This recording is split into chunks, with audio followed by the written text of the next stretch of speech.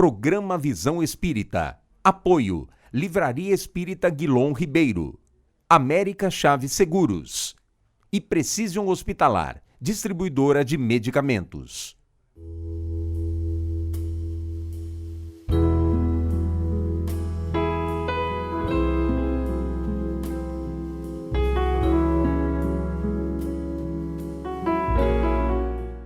O programa Visão Espírita pede licença para entrar no seu lar e levar-lhe uma mensagem de fé, de otimismo, de esperança e de confiança. Jorge Elahá, companheiro da causa espírita, trabalhador da Federação Espírita do Estado de Rondônia, conferencista, professor, dentre as suas várias atribuições e competências, é o nosso entrevistado hoje no programa Visão Espírita. Jorge Elahá, bem-vindo ao Visão Espírita. É uma honra muito grande poder retornar mais uma vez ao programa, Zola. Jorge, trouxemos um tema para a nossa conversa hoje no Visão Espírita, para que você nos ajude a entender e compreender um tema que é Deus, Jesus e o Espírito Santo na visão espírita. E Allan Kardec, em O Livro dos Espíritos, que é a obra básica e primeira da codificação espírita, começa na primeira questão com a pergunta: que é Deus? Por que Allan Kardec começa com esta pergunta? É bastante interessante essa disposição do codificador de iniciar a obra a partir dessa questão. Porque é importante lembrar que nós estávamos num período imersos no materialismo muito forte. O início da segunda metade do século XIX, o período no qual a obra O Livro dos Espíritos iria ser elaborada, é um período marcado por uma ascensão muito grande dos pensamentos que negavam todos os aspectos da espiritualidade humana. Nós ainda vivemos, de certa maneira, ecos desse pensamento, em que pese nós já observarmos algumas movimentações no sentido da busca da espiritualidade do homem, o século XIX foi marcado pelo período de apunhalamento da religião, a tentativa de desconstrução dos valores religiosos do mundo e, efetivamente, uma ruptura entre aquilo que a humanidade até então considerava como importante para o ingresso numa nova realidade em que o homem passou a ser o centro das questões e não mais Deus, como era característica da sociedade, principalmente a sociedade europeia dos séculos anteriores. Então, quando Allan Kardec aproxima-se do Espiritismo para realizar o trabalho de construção da literatura que faria o arcabouço teórico do Espiritismo, ele, na verdade, começa em cima de um conjunto de questões caóticas. Não havia uma ordenação desses conteúdos. A obra de Pedro Franco Barbosa, Espiritismo Básico, nos fala que Victor Sardou, amigo de Kardec e teatrólogo, quando entregou a Kardec um conjunto de pesquisas que já tinham sido feitas, ele entregou vários cadernos com algumas questões já elaboradas. E a partir dessas questões é que Kardec vai iniciar o trabalho de composição de O Livro dos Espíritos. Então as perguntas estavam completamente desordenadas, as coisas estavam completamente fora de lugar. E o que faz Kardec? Ele tem que dar uma organização para esse conteúdo. E aí ele vai apresentar O Livro dos Espíritos com 4 partes específicas. A primeira delas, Deus e os elementos gerais do universo, as causas das coisas. Então, para você estudar um objeto, primeiro você estuda as causas dessas coisas. Depois, a própria coisa, que é o espírito. Terceiro, é a aplicação do que se sabe, dado que eu sei que existe reencarnação, lei de causa e efeito e tal. A terceira parte, a belíssima parte das leis morais, onde aponta as condutas do homem diante do conhecimento espírita. E a última das partes, das penas e consolações, é o resultado da aplicação dessa lei no comportamento humano. Então, na primeira parte da obra, Kardec vai reunir os elementos básicos para iniciar a discussão. E, evidentemente, num cenário marcado por uma quantidade muito grande de pensamentos de cunho materialista, Kardec rasga o materialismo, iniciando com uma pergunta a respeito do Criador. Então, o Livro dos Espíritos abre o seu questionamento, exatamente abordando a questão da existência de um Criador no meio de um materialismo voraz que naquele período estava devorando todos os conhecimentos espiritualistas. Então, é como se fosse um processo de contraposição de tudo isso. Mas o mais impressionante é que a pergunta já traz dentro dela uma sabedoria muito grande, porque ele poderia perguntar quem é Deus. Mas a pergunta não é quem é Deus. A pergunta é que é Deus. Dentro da pergunta já está íncito que não se trata de uma pessoa, que não se trata de alguém, que não se personifica, que não se considera a pessoalização do Criador em um indivíduo, mas a visão muito mais abrangente do sentido de Deus, perguntando o que é Deus, ou seja, me diga que coisa é essa e não quem é, alargando a compreensão do homem para uma perspectiva muito mais abrangente sobre o que seja o Criador do nosso universo. Jorge, nós espíritas, quando vamos à mídia, estamos conversando agora, temos telespectadores espíritas, não espíritas, simpatizantes, irmãos de outras crenças religiosas, né? E o nosso respeito a todos eles. Mas, ao longo do tempo, né, surgiram diversas definições de Deus, né, que as religiões foram apresentando. Como que nós espíritas, como que o espiritismo se posiciona dessas diversas formas, diversas maneiras, diversas propostas que ao longo do tempo foram tendo para definir Deus? Isso faz parte, no dizer da literatura espírita, do processo natural de amadurecimento da criatura dentro de um conceito estudado no Espiritismo sob o título de evolução do pensamento religioso. Possuímos uma obra muito interessante sobre essa questão, que é a obra O Espírito e o Tempo, do autor Herculano Pires, que faz uma viagem pelo tempo, apresentando as descobertas sucessivas da humanidade para um entendimento mais pleno do que diga respeito à figura do Criador. Então, o que se observa, não só nessa obra, mas essa obra em particular, apoiada por várias outras, como Evolução em Dois Mundos e até mesmo a obra A Caminho da Luz, de Emmanuel, nós vamos observar que no princípio da humanidade, nós tínhamos uma leitura de deuses na natureza. Então, a gente adorava o trovão, a chuva, o sol. Depois de um certo período, nós mudamos e passamos a adorar não mais os seres inanimados, mas passamos a adorar os seres animados. Passamos a adorar animais. O Egito Antigo está repleto de adorações à figura de um escaravelho, do Ibis, a deusa Maat, feita com penas, a figura de tantos animais que compuseram a base do pensamento egípcio como sendo elementos espiritualizados. O gato, tem muitas múmias de gatos. Depois de um período, nós passamos a sacralizar os heróis. Então, a gente passou a endeusar os heróis. E aí fizemos os totens. Os totens são os nossos antepassados. Fizemos a adoração aos nossos heróis, Hércules, Teseu, Perseu. Era um período de adoração. Depois disso, passamos a um período de deuses. E depois nesse período de deuses, foi um período muito longo, em que o politeísmo tomou conta da humanidade, até que nós chegássemos ao monoteísmo.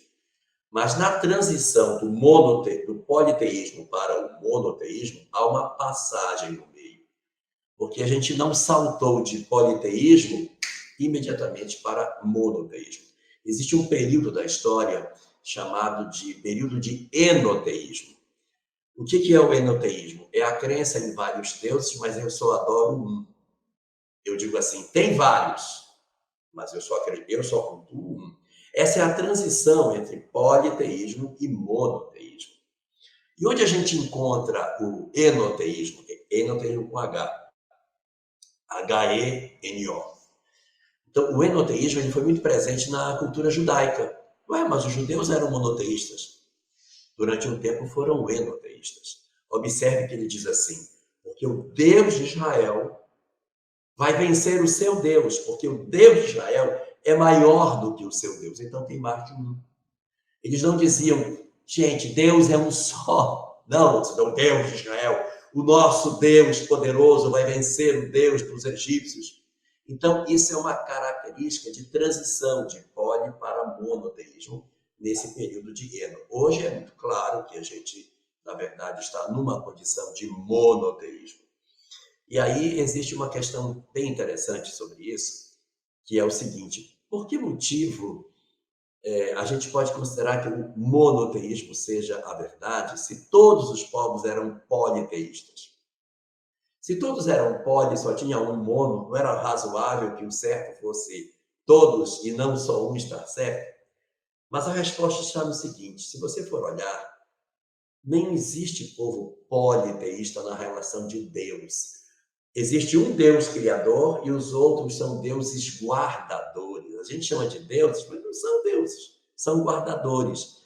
Diana, deusa da caça, Apolo, deus da beleza, Afrodite, deusa da beleza, eles não são criadores, eles são guardadores. Então, os vários deuses, na verdade, representavam potências espirituais, mas havia um que havia sido o criador das criaturas, né? Então, é bem curioso observar que os povos que são politeístas, eles não possuem anjo, não tem nenhuma doutrina politeísta que tenha anjo. E toda doutrina monoteísta tem anjo. São 3 doutrinas monoteístas, judaísmo, islamismo e cristianismo. Todas 3 têm anjo. Nenhuma mais tem. As que forem politeístas, não existe anjo. Por quê? Porque no politeísmo, os deuses se comunicavam com os homens, então não tinha necessidade de existir nenhum intermediário. Quando se cria a ideia de um Deus único, fica difícil explicar, porque eu falo com alguém.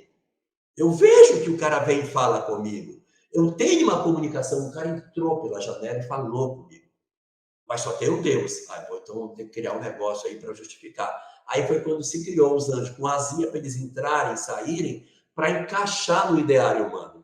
Então, tudo faz parte de um grande mecanismo de desenvolvimento do nosso sentido religioso, e o Espiritismo olha com muito amor todas essas questões, porque elas respondem pelo nosso processo de amadurecimento, e não existe na doutrina espírita nenhuma nota, nenhuma palavra, uma sílaba, uma letra sequer, no sentido de desconstrução da fé daqueles que consideram as suas verdades diferentes das verdades espíritas.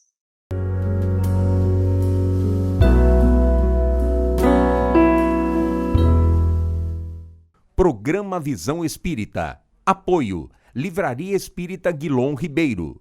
América Chaves Seguros. E Precision Hospitalar. Distribuidora de medicamentos.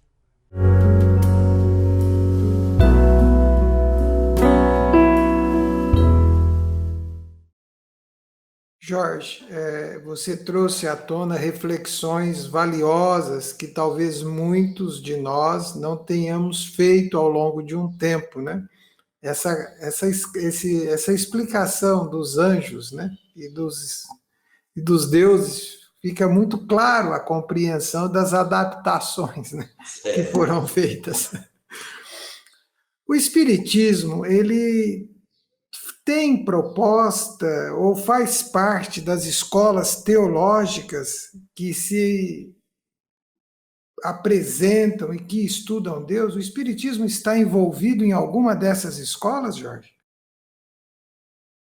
Existe uma coisa muito curiosa sobre tudo isso. Do ponto de vista histórico, há uma singularidade extraordinária. Quando a humanidade começou sobre a face da Terra, Nós tivemos no passado remoto algumas revelações muito interessantes. A revelação de Krishna, há 5.200 anos atrás, extremamente rica, complexa, expressa no Bhagavad Gita, aonde você vai encontrar pensamentos sobre reencarnação, mediunidade, mundo espiritual, imortalidade da alma, lei de causa e efeito, de maneira muito clara, muito límpida, nesse pensamento de Krishna. E até mais anterior a Krishna, no pensamento védico, dentro dos Aranyakis e dos Upanishads, que são as porções dos Vedas, nós encontramos informações preciosas sobre reencarnação e até mesmo de migração planetária. Nos Vedas, que tem 5.800 anos, lá diz que se nós não cuidássemos de nos desembaraçarmos das nossas imperfeições morais, nós poderíamos ser condenados a viver em outros corpos e até mesmo em outros mundos. Está nos Vedas. Então, os Vedas, o Bhagavad Gita, a mensagem da Cabala judaica, que também é bastante antiga, o pensamento de Zaratustra, de Hermes Trismegisto, de Sócrates, de Buda, são pensamentos incríveis, impressionantes. E a gente fica assim, nossa, que mensagens incríveis. E o Espiritismo diz que essas revelações, elas não são universais. Elas são profundas, incríveis, intensas, verdadeiras, maravilhosas, mas não foram encaminhadas para a humanidade como um todo. Elas seriam destinadas a povos específicos. Segundo a doutrina espírita, nesse período da história da humanidade, uma quantidade imensa de espíritos muito inteligentes teriam chegado à Terra e precisavam de uma revelação mais profunda. Por isso que existia a religião dos iniciados e a religião do vulgo. A religião dos iniciados era exatamente para os espíritos migrados para o planeta Terra. Não era para todos. Então, era um grupo pequeno que se apropriava desse conhecimento e se descedentava em função disso. Essas escolas, elas existem desde o começo da civilização humana e elas são convergentes porque elas estão na lei da natureza e, portanto, as suas verdades convergem para um ponto comum, qual seja o amor, a imortalidade, a reencarnação, a lei de causa e efeito é o eixo central de todas essas doutrinas. Depois vieram revelações que são universais, revelações que tinham o objetivo de atender a humanidade como um todo. E aí começamos pela revelação de Moisés, os 10 mandamentos, que era a primeira revelação trazida para a humanidade como um todo. Mas ela não foi divulgada. Os judeus seguraram essa informação e não divulgaram para o mundo. Então veio a segunda, que foi Jesus. E Paulo de Tarso teve o trabalho de divulgar as duas de uma vez só. O trabalho de Paulo era levar a primeira junto com a segunda e tirar o atraso de divulgação dessa mensagem do ponto de vista espiritual. E o Espiritismo chega no século XIX, trazendo um conjunto de verdades que não foram resultado de ideia preconcebida. A história do Espiritismo nos diz que Kardec não escreveu essas obras consultando a literatura antiga dos Vedas, de Krishna, de Buda. Ele nem cita esses personagens nas suas obras, mas ele cita muito Jesus. Cita demais Jesus. Mas não há citações sobre Zaratustra, sobre pensamento védico, sobre o Bhagavad Gita, Mahabharata, não tem nada sobre isso. O que demonstra que realmente a construção dessa possibilidade de você ter uma doutrina nova não parte de ideias preconcebidas, mas sim do material obtido nas reuniões mediúnicas. E qual foi o resultado? Quando a doutrina ficou pronta, encaixando as respostas dos espíritos e dando uma organização para esses saberes, a descoberta que se teve. O pensamento era convergente, é lógico que o espiritismo tem um embasamento científico diferente, tem uma estrutura diferente, porque ele não foi trazido por um revelador como Buda, como Krishna, não foi nenhum revelador que trouxe. Ela foi construída pela informação de vários reveladores, como um grande mosaico em que Kardec foi pegando as pecinhas, juntando para constituir a base doutrinária espírita. Então, ela tem uma forma de construção diferente daquela que vem um revelador, recebe a informação e passa para as pessoas. Kardec ficou num mar de perguntas e respostas, tentando encaixar a lógica delas para montar um todo coerente. E esse todo coerente vai ser convergente com as doutrinas antigas. Então, respondendo aí a sua pergunta, a doutrina espírita, do ponto de vista de construção, ela não tem nada a ver com Buda, com Krishna, com Sócrates, não tem nada a ver, absolutamente nada, nem com Jesus. Ela foi construída olhando para cá. Quando terminou, que se colocou em cima da mesa, eu disse, nossa, como converge. Como é impressionante a convergência. E aí essa doutrina, Kardec depois vai fazer uma obra, o Evangelho segundo o Espiritismo, para mostrar o quanto que uma coisa encaixa na outra. Ele não partiu dessa ideia preconcebida, mas a conclusão foi exatamente essa, que é profundamente fascinante. Mas o mais curioso, eu deixei para o final. Hoje, nós conseguimos ler o Bhagavad Gita e entender. Um homem do século XVII, século XV, século XIV, leria o Bhagavad Gita e diria, não sei o que é isso. Leria o pensamento védico, consegui entender. Hoje, nós lemos os textos das religiões antigas e dizemos, eu estou entendendo o que ele está falando.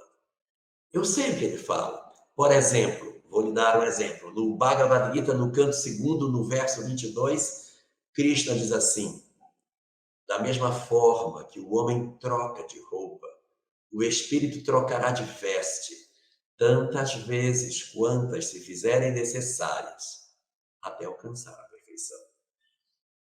O homem do século XVII não entenderia. Hoje a gente lê, eu entendo o que está dito aqui, eu sei o que ele está querendo dizer. Então, isso demonstra que nós temos hoje a estatura intelectual daqueles que receberam essa revelação. Nós estamos, então, numa condição de entendimento dos textos antigos. Qual a conclusão lógica disso?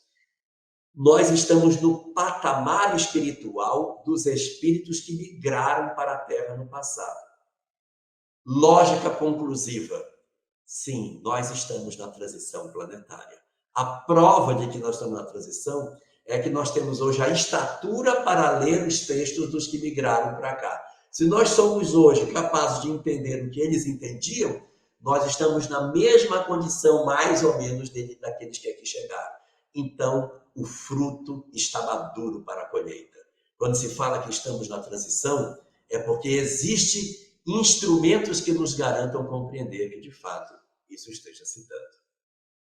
Já que você tocou em transição, né, falou mostrando toda a clareza que o Espiritismo traz, que nos ajuda, né, ficando claro, né, que o Espiritismo não é a religião do futuro, mas fará parte do futuro das religiões, né, que isso é muito interessante, para uma outra conversa, inclusive, mas a pergunta que eu quero para que a gente se encaminhe para o fechamento desse visão espírita, né, Jorge? A humanidade nos últimos tempos está se afastando de Deus ou das interpretações de Deus que foram construídas ao longo dos tempos? Lamentavelmente, está se afastando de Deus. Está se afastando de Deus porque quis se afastar dos modelos religiosos. A razão verdadeira era negar o modelo religioso. E até dá para entender, esse movimento de negação do espiritual, ele vem surgir no século XIX exatamente por um fenômeno de ruptura com o religioso.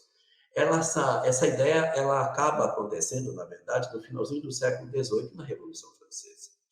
Em 1789, quando a Revolução Francesa acontece, fala-se muito da guilhotinagem de nobres, mas pouco se fala do que se fez com os sacerdotes. Eles foram exterminados, suas igrejas foram depedradas. A igreja de Notre-Dame mudou de nome, passou a ser o templo da razão. O pensamento cristão foi expulso do ideário francês do período do regime do terror. Então, na janela de tempo da Revolução Francesa, ali naqueles 11 anos do regime de terror, nós não vamos ter a figura do cristianismo presente nessa sociedade e os sacerdotes foram todos perseguidos e destruídos. Então, a inauguração do século XIX, ela vem com um traço muito forte de negar o religioso, exatamente porque a Inquisição ela era extremamente nociva para as pessoas naquela época. Fogueira, tortura, violência. Então, houve uma desconstrução do religioso. Só que, ao arrancar a religião, arrancou-se junto a espiritualidade do homem. Isso nunca poderia ter sido feito. Nós somos o fruto desse experimento sociológico, o homem sem Deus. Dá uma olhada no que temos hoje. A quantidade de suicídios, de depressão, de ansiedades, de onde advém tantos transtornos emocionais. A falta da fé que nos dá a segurança, que nos dá a temperança e que nos dá a esperança. Sem esperança, sem segurança e sem temperança, o homem se joga na promiscuidade, o homem enlouquece na prostituição, ele se droga, ele cai na depressão e se afoga na ansiedade, que é o resultado que nós temos hoje. Portanto, nós temos esse resultado, mas já se observam os primeiros movimentos de reconstrução do espiritual, até um pouco distante da religião, em que a gente já observa a preocupação do resgate da espiritualidade sem o rótulo de religião. Então, o papel que a religião deveria ter cumprido não foi cumprido satisfatoriamente. Então, o homem fez um movimento para trás e hoje, seco, desesperançado, amargurado, ele está procurando os cacos da sua fé e reconstruindo isso. Veja como cresce a autoajuda, que é a religião sob o manto da racionalidade, sem o templo, sem o sacerdote. É essa reconstrução que o homem tem sede. E o Espiritismo cumpre um papel extraordinário dentro disso, por ser a fé raciocinada, oferecendo o diálogo entre a filosofia, a ciência e a religião e permitindo a nós uma leitura de vida transcendente e libertadora pela vivência do amor e da identificação das nossas vidas com um propósito superior. Jorge, o Visão Espírita chega ao seu final. Agradece sua atenção, suas explicações, as suas orientações sempre saudáveis, maravilhosas. 30 segundinhos para uma mensagem ao nosso telespectador de encerramento, Jorge. É fundamental que nesses tempos que estamos vivendo, não nos afastemos da fé. Se nós não temos interesse em uma religião, é justo. A religião deixou muitas feridas. Mas procuremos Deus, a conexão com o divino, com o espiritual, porque através dessa leitura de mundo, os nossos corações poderão estar verdadeiramente identificados e em paz pela vivência do amor, condição inafastável para que nós sejamos felizes. Até o próximo programa Visão Espírita. Muito obrigado pelo carinho da sua audiência, da sua persistência em ficar conosco. E finalizando, tenha Deus na sua vida. Você verá que a sua vida com Deus é uma vida de paz.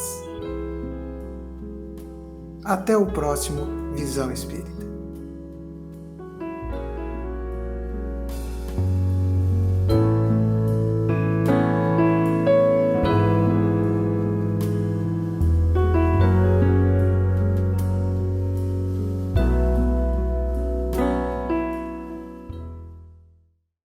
Programa Visão Espírita. Apoio. Livraria Espírita Guilom Ribeiro. América Chaves Seguros. E Precision Hospitalar, distribuidora de medicamentos.